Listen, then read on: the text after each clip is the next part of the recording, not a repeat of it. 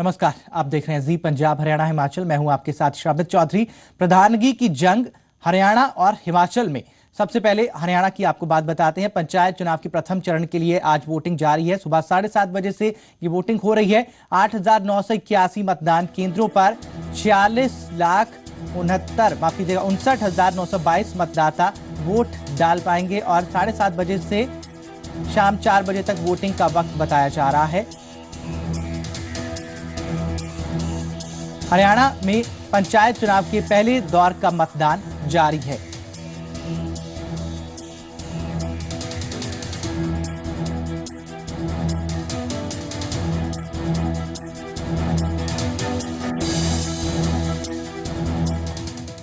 पंचायत चुनाव जारी है हरियाणा में। पहले दौर का ये पंचायत चुनाव है। मतदान जारी है। सुरक्षा के पुख्ता इंतजाम किए गए हैं। पहले दौर में पंचों की कुल 26,248 सीटों पर यह मतदान जारी है। पहली तस्वीर फतेहाबाद की है, दूसरी तस्वीर फरीदाबाद की वोटिंग की है। दो तस्वीरें आपके सामने। फरीदाबाद के अति संवेदनशील गांव मोचड़ी में भारी पुलिस बल की तैनाती के बीच सुबह से वोटिंग जारी है। हालांकि ईवीएम मशीन खराब होने के बाद थोड़ी देर के लिए वोटिंग रुकी थी, लेकिन कुछ देर बाद ही वहां पर वोटिंग दोबारा शुरू हो गई और आप देख रहे हैं मतदाताओं का उत्साह। पंचायत चुनाव के पहले चरण के लिए मतदान हरियाणा में जारी है।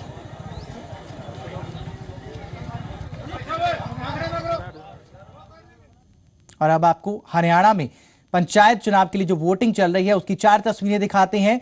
चुनाव में मतदान के लिए लोगों में भारी उत्साह देखा जा रहा है। हिसार, कुरुक्षेत्र, फतेहाबाद, फरीदाबाद, 4 तस्वीरें आपके सामने हैं। लोग जो हैं भारी संख्या में उमड़ रहे हैं मतदान केंद्रों की तरफ। और इस बार ये नई शुरुआत है। नई शुरुआत क्यों? क्योंकि हरियाणा में अब शिक्षित होंगी पंचायतें, शिक्षित होंगे पंच सरपंच। क्योंकि हरियाणा सरकार ने यह नियम लागू किया था, सुप्रीम कोर्ट ने भी मुहर लगा दी थी, उसके बाद ये चुनाव हो रहे हैं। तो जो तमाम मतदाता घरों से बाहर निकले हैं अपने मनपसंद उम्मीदवार को चुनने के लिए। वो पढ़े लिखे उम्मीदवारों को चुनने में इस मतदान में जुटे हुए हैं।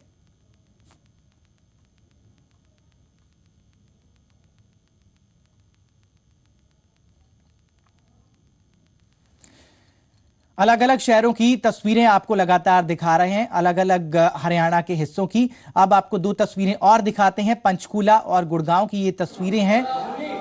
कैसा यहां पर मतदान चल रहा है ये आप तस्वीरों में देख रहे हैं। लंबी कतारें लगी हुई हैं। पंचकूला और गुड़गांव की 2 तस्वीरें आपके सामने।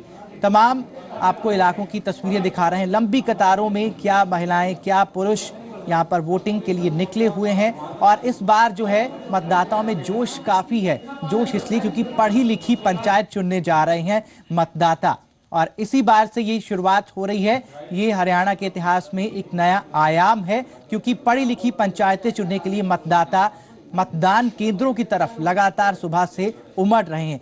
तमाम शहरों की तस्वीरें आपको दिखा रहे हैं। पंचकूला हो, गुड़गांव हो, हिसार हो, फतेहाबाद हो, फरीदाबाद हो, सब जगह मतदाता पढ़ी लिखी पंचायत चुनने के लिए मतदान केंद्रों की तरफ उमड़ रहे हैं।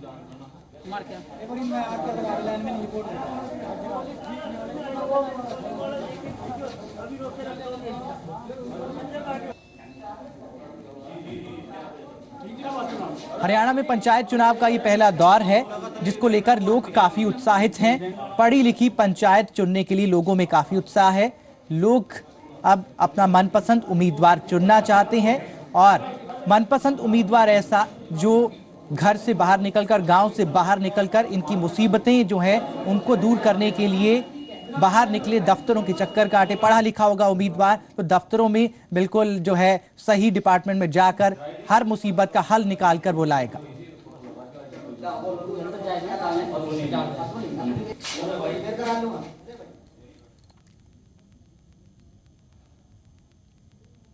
और हम लगातार आपको हरियाणा के तमाम हिस्सों की तस्वीरें दिखा रहे हैं, किस तरीके से वोटिंग के लिए लोग काफी उत्साहित हैं।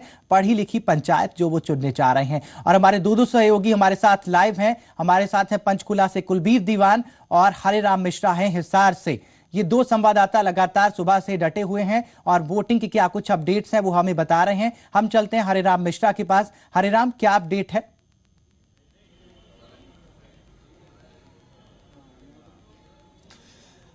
शमित, अगर पंचायत चुनाव की बात करें तो यहाँ पर सुबह से ही लोगों में बड़ा उत्साह देखने को मिल रहा है। हम यहाँ जिस गांव में मौजूद हैं उसका नाम है आर्य नगर। यहाँ पर 10 पोलिंग बूथ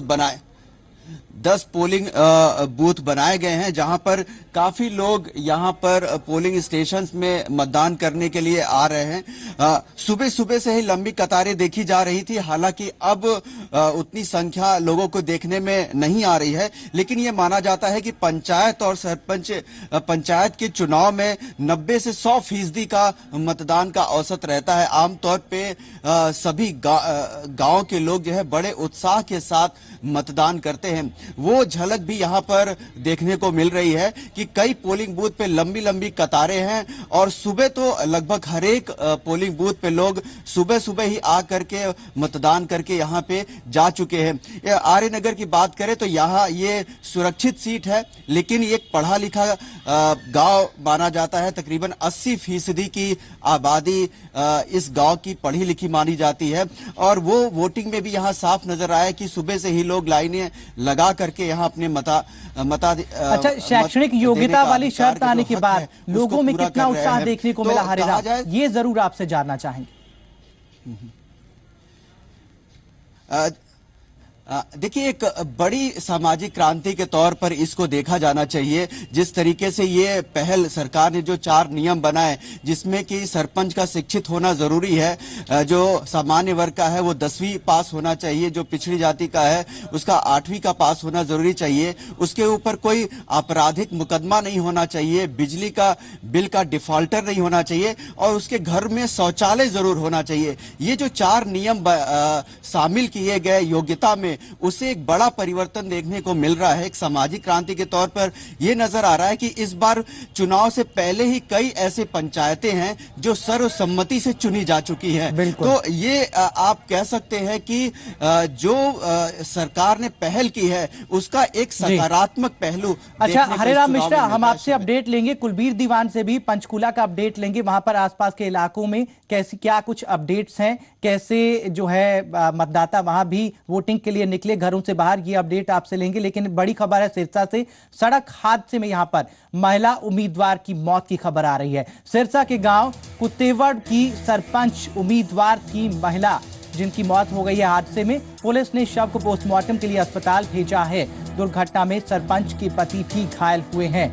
सिरसा से ये बड़ी खबर आ रही है, महिला सरपंच उम्मीदवार जो है उनकी मौत हो गई है। सिरसा के गांव कुतेवड़ की सरपंच उम्मीदवार थी ये महिला, जिनकी मौत हो गई है और पुलिस ने शव को पोस्टमार्टम के लिए भेजा है।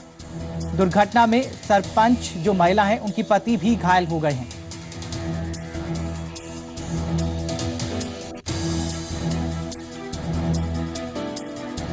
जी, और ये हमने आपको अपडेट बताया। अब हम चलते हैं कुलबीर के पास। कुलबीर, पंचकूला के इलाकों से क्या कुछ खबर है, क्या अपडेट है?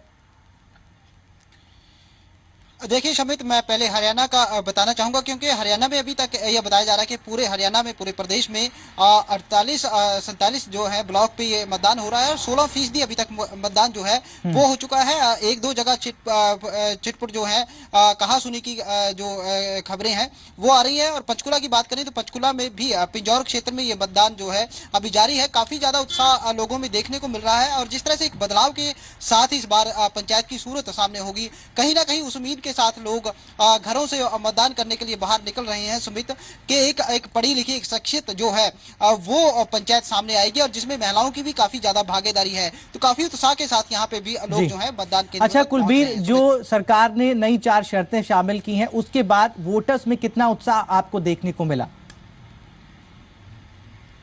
युवा वर्ग जो है शमित वो काफी ज्यादा उत्साह में है और काफी ज्यादा घरों से मतदान के लिए भी बाहर निकल रहा है। अभी तक यदि पंचायतों की बात करें तो पंचायतों में वो पंचायती चाहे वो इलेक्शन की मतदान की बात करें या फिर इलेक्शन लड़ने की बात करें तो उतना उत्साह जो है युवा वर्ग में नहीं देखने को मिलता था। लेकिन जिस तरह से इस बार नई जो शर्तें हैं वो निर्धारित की गई है, नई शर्तों के बाद युवा जो है जुड़ता हुआ नजर आया चुनाव के साथ। चलिए आप हमारे साथ बने रहिए। इस बीच एक और बड़ी खबर है, रोहतक से बड़ी खबर है। यहां पर गांव भालोट में मतदान के दौरान फायरिंग की खबर है। एक युवक घायल हुआ है, पुलिस मौके पर पहुंच चुकी है और युवक के बाजू से आर पार हुई है गोली। युवक फिलहाल खतरे से बाहर है। रोहतक से ये बड़ी खबर है। भालोट गांव में मतदान के दौरान फायरिंग हुई है, एक युवक घायल हुआ है। पुलिस मौके पर मौजूद है और युवक के बाजू से आर पार हुई है गोली। युवक फिलहाल खतरे से बाहर बताया जा रहा है। रोहतक के गांव भालोट की ये खबर है, जहां पर मतदान के दौरान फायरिंग हुई, एक युवक घायल हो गया। पुलिस मौके पर मौजूद है। युवक के बाजू से आर पार हुई है गोली, लेकिन फिलहाल वो खतरे से बाहर है।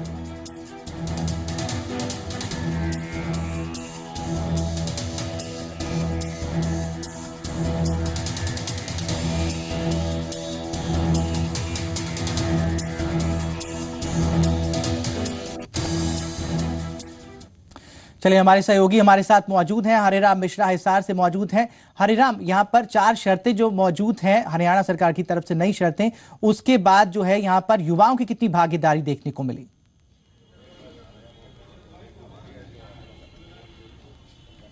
जी बिल्कुल सही कह रहे हैं आप शमित कि यहाँ युवाओं की बहुत भागीदारी देखने को मिली। यही नहीं, महिलाएं भी काफी बड़ी संख्या में आगे आ रही हैं। और इस चुनाव का जो सबसे खास बात आप देखेंगे शमित, तो यहाँ सर्वसम्मति से पंचायत को जो जितनी बड़ी संख्या में इस बार पंचायतें सर्वसम्मति से चुनी गई हैं, ऐसा कभी नहीं देखा। एक और बहुत बड़ा सकारात्मक पहलू इस चुनाव में देखने को मिल रहा है कि जो दलगत राजनीति हुआ करती थी, वो इस बार के पंचायत चुनाव में नजर नहीं आ रही है। बहुत एक आध दो जगह आपको देखने को मिलेगी, लेकिन एक ये जो चुनाव है सरकार के इस नियम के बाद एक भाईचारे का चुनाव हो गया है। कह सकते हैं कि कई जगह पंचायतें, हिसार में ही अकेले 5 ऐसी पंचायतें हैं जो कि सर्वसम्मति से चुनी गई हैं, जो कि पहले बहुत कम देखने को मिलता था। दूसरा, एक भाईचारे का चुनाव हो गया है, क्योंकि जो परंपरागत तौर पे राजनीति किया करते थे वो इस बार कम दिखाई पड़ रहे हैं। नए युवाओं को मौका मिला है इस बार नियम 10वीं का लागू करने का, या 8वीं का जो शिक्षित होने का नियम लागू किया गया, उससे ये चीजें देखने को बहुत देखने को मिल रही हैं। तो एक कहा जाए कि काफी सकारात्मक और काफी ऐतिहासिक ये पंचायत का चुनाव हरियाणा के लिए होने जा रहा है। हरियाणा के इतिहास में एक नया आयाम है, पढ़ी लिखी पंचायतें इस बार चुनी जा रही हैं। और कुलबीर हमारे साथ जुड़े पंचकुला से। कुलबीर, आपका बहुत बहुत शुक्रिया। हरिराम, आप हमारे साथ हिसार से जुड़े, आपने हमें यहाँ पर बूथ की तस्वीरें दिखाई, किस तरीके से युवाओं में उत्साह है, ये हमें तस्वीरें दिखाई, आपका भी बहुत बहुत शुक्रिया। प्रधानगी की जंग, और ये जंग जारी रहेगी। 7 बजे से शुरू हुई थी वोटिंग, 3 बजे तक ये, माफ कीजिएगा, 7:30 बजे वोटिंग शुरू हुई थी, 4 बजे तक ये वोटिंग जारी रहेगी। जी पंजाब हरियाणा हिमाचल आपसे अपील करता है कि आप भी घरों से बाहर निकलें और पढ़ी लिखी पंचायत चुनने में अपना भी योगदान दें। बड़ी खबर है आगे पलवल से। यहां पर रतिपुर में मतदान के दौरान 2 गुटों में झगड़े की खबर है। झगड़े के दौरान चले चाकू और गोलियां, और गोली लगने से एक व्यक्ति गंभीर रूप से घायल हुआ है। एक युवक को चाकू लगने की भी खबर है।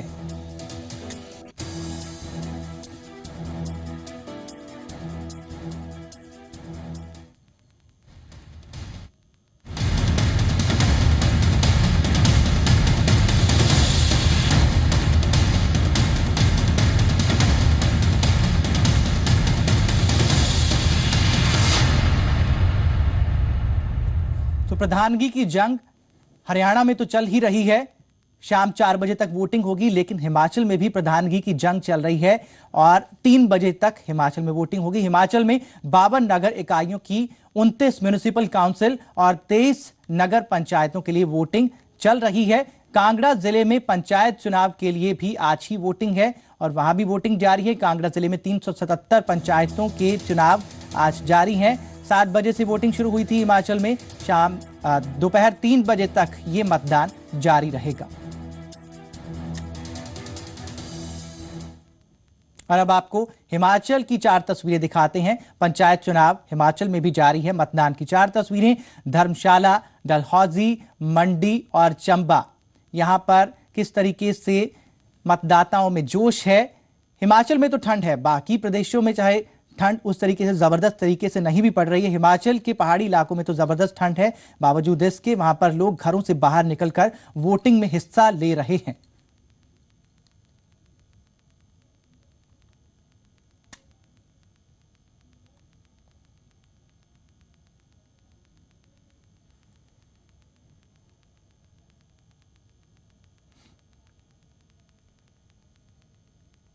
धर्मशाला, चंबा, डलहौजी, मंडी, 4 तस्वीरें आपकी टीवी स्क्रीन पर थी। आपने देखा किस तरीके से ठंड में भी लोगों में जोश है वोटिंग को लेकर। वो अपना मनपसंद उम्मीदवार चुनने के लिए घरों से बाहर आए हैं। चंबा की ये तस्वीरें हैं। सुरक्षा के पुख्ता इंतजाम, पोलिंग बूथ पर पुलिस प्रशासन ने पुख्ता इंतजाम किए गए हैं पुलिस की तरफ से, और वोटिंग जारी है। शाम 3 बजे तक ये वोटिंग जारी रहेगी। हमारा कैंडिडेट ऐसा होना चाहिए जो कि ये सोचे कि मैंने सारे शहर का भला करना है, ना कि सिर्फ अपना भला करना है। तो जो आज तक कैंडिडेट आए हैं उन्होंने सिर्फ अपना ही भला किया है या अपने ही पास पैसे कमाए हैं और कोई काम करने का नाम नहीं लिया है। मैंने अभी मतदान किया है और मैं चाहता हूं कि स्वच्छ छवि वाला मतलब और वार्ड की बेहतरी और वार्ड की तरक्की के लिए काम करने वाला प्रत्याशी जीते।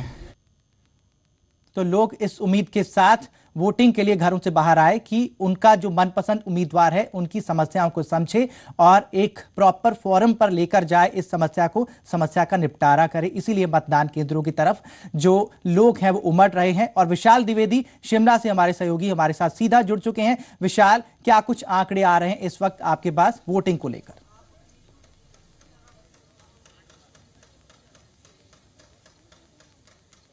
श्रमित, जो स्टेट इलेक्शन कमिश्नर हैं टीजी ने, कि उन्होंने जी पंजाब हरियाणा हिमाचल से बात करते हुए ये बताया है कि जो पहले पोलिंग का जो परसेंटेज था तकरीबन 9:30-10 बजे तक, वो तकरीबन 30 से 33% के करीब था, जो अभी बढ़कर 40 के करीब पहुंच गया है। तो मतलब जैसे ही दिन चल रहा है, क्योंकि मौसम का एक बहुत बड़ा रिस्ट्रेंट है हिमाचल में, क्योंकि ठंड काफी है, स्नोफॉल भी हो चुका है। कांगड़ा, जहां पे अभी ये जो 377 पंचायतें हैं वहां पे हो रहा है, और जो नगर जिला परिषद है वहां पे हो रहा है, और 52 जो सिविक बॉडीज हैं जिसमें 29 म्युनिसिपल काउंसिल्स हैं और 23 जो नगर पंचायतें हैं उनमें ये चुनाव हो रहे हैं। पर हिमाचल, क्योंकि अभी ठंड की लहर हिमाचल में काफी है, तो जैसे जैसे दिन बढ़ रहा है वैसे वैसे लोगों का जो परसेंटेज है पोलिंग के लिए वो भी बढ़ रहा है। यही ट्रेंड पहले भी देखा गया था। पहले और सेकंड फेज में भी लोगों ने जो पोलिंग का जो पहला पहर था 7 बजे से लेके 10 बजे के करीब, वहां पे उस टाइम तकरीबन 30 से 35% की वोटिंग रहती है। पर शाम ढलते ढलते जब क्लोजिंग होती है 3 बजे, तो ये बढ़कर 68 से 70% हो जाता है। और अभी भी जो स्टेट इलेक्शन कमीशन है वो काफी इसके लिए एंथुसियास्टिक है कि अभी भी ये जो फिगर्स हैं ये काफी ऐसे ही रहेंगे। 70% के करीब की जो एप्रीहेंशन जताई जा रही है। तो हमें ये खबर मिली है कि वहां पर युवाओं की भागीदारी काफी बड़ी है पंचायत चुनाव में, क्योंकि जो हरियाणा सरकार ने नई 4 शर्तें लगाई हैं उससे वो पूरी तरह से इत्तेफाक रखते हैं, पूरी तरह से उसके साथ सहमत हैं, और इलेक्शन में उनका बड़ा प्रतिशत अभी तक देखा जा रहा है। यहां से क्या खबर है हिमाचल से युवाओं की भागीदारी को लेकर?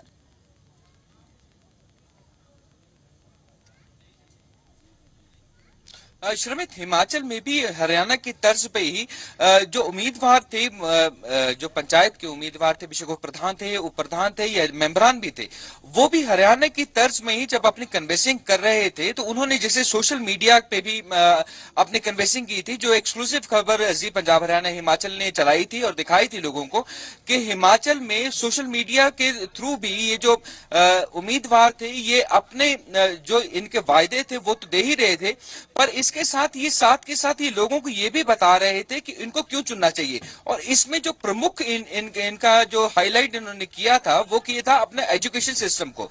कोई एमए था, कोई बीए था, कोई डबल एमए था, कोई एमफिल था।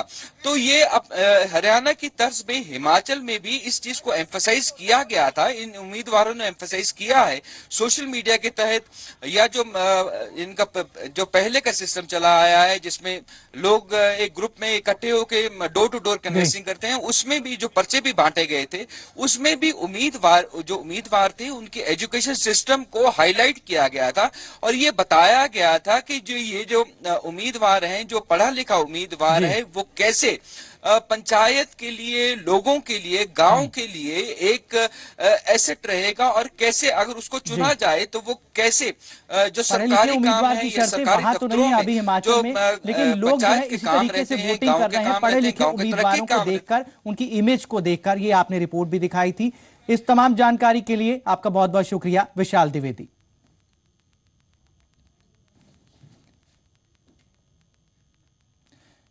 तो इलेक्शंस जो हैं हिमाचल में जारी है। दोपहर 3 बजे तक जो है वोटिंग जारी रहेगी और लोगों में यहां पर भारी उत्साह देखने को मिल रहा है हिमाचल में भी। और पंजाब से अगली खबर, पंजाब पुलिस के संदिग्ध एसपी को आज दिल्ली लाया जा सकता है। एसपी का लाई डिटेक्टर टेस्ट हो सकता है। उच्च स्तरीय सूत्रों के हवाले से पठानकोट हमले की जांच में यह बड़ा खुलासा हुआ है। केंद्र सरकार की जांच में पंजाब के लिए राहत वाली खबर है। पंजाब पुलिस की तरफ से केंद्रीय एजेंसियों को वक्त रहते ही पूरी जानकारी दी गई थी, ये बात सामने आई है। और एसपी सलविंदर सिंह से आज जो है उनको दिल्ली लाया जा सकता है। कल जो है सीबीआई हेडक्वार्टर में उनसे पूछताछ हो सकती है और आपको बता दें कि उनका लाई डिटेक्टर टेस्ट भी हो सकता है।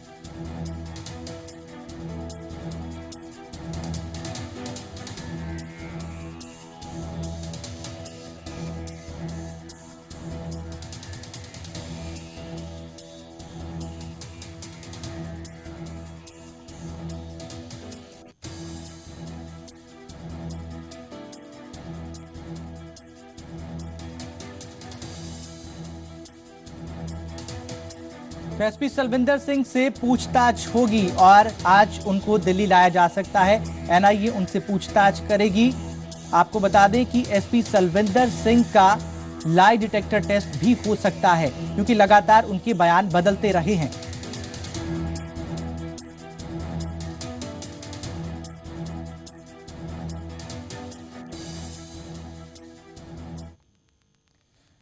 और अगली बड़ी खबर है, जम्मू कश्मीर को अब तक नहीं सीएम मिला है और राज्यपाल शासन वहां पर चल रहा है। सीएम मुफ्ती मोहम्मद सईद के निधन के बाद उनकी बेटी महबूबा मुफ्ती के नए सीएम बनने की अटकलें हैं और आज श्रीनगर में महबूबा मुफ्ती से मिलने जाएंगी सोनिया गांधी। वक्त को लेकर अपडेट मिल रही है कि 3 बजे ये मुलाकात होने जा रही है, लेकिन इस मुलाकात को लेकर कई सियासी मायने निकाले जा रहे हैं। और इसी के साथ बुलेटिन में फिलहाल इतना ही। नमस्कार। सोनिया गांधी की मुलाकात में राजनीतिक मायने निकाले जाएंगे।